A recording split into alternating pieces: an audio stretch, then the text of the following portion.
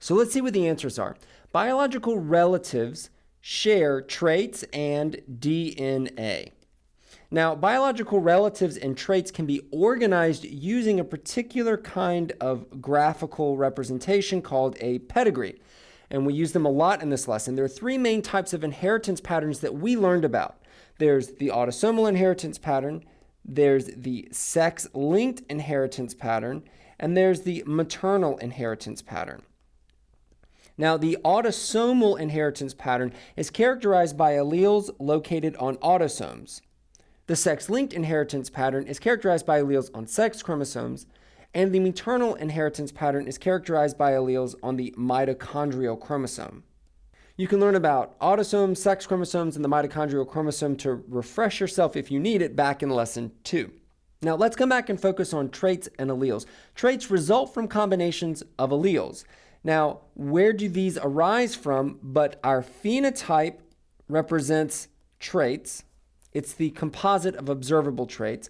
And our genotype is the specific composition of alleles. Our genotype determines our phenotype. Now, for our genotype, we can have alleles that are homozygous, meaning we have two of the same allele, or we can be heterozygous, two different alleles. Now, there are two main types of alleles that we learned about in this lesson. We have recessive alleles that are masked by dominant alleles. And we can look at this from the other perspective too. Dominant alleles mask recessive alleles. Now, the DNA that is shared by biological relatives must duplicate in every cell before cell division. And there are two types of cell division we talked about. There's mitosis, which produces all non-gametes, and meiosis, which produces the gametes, our sex cells.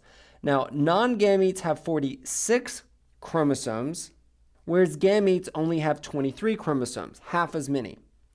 Meiosis increases genetic variability through chromosome recombination and independent assortment.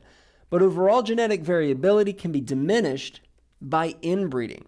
But this genetic variability that can be achieved through chromosome recombination and independent assortment mixes and matches alleles.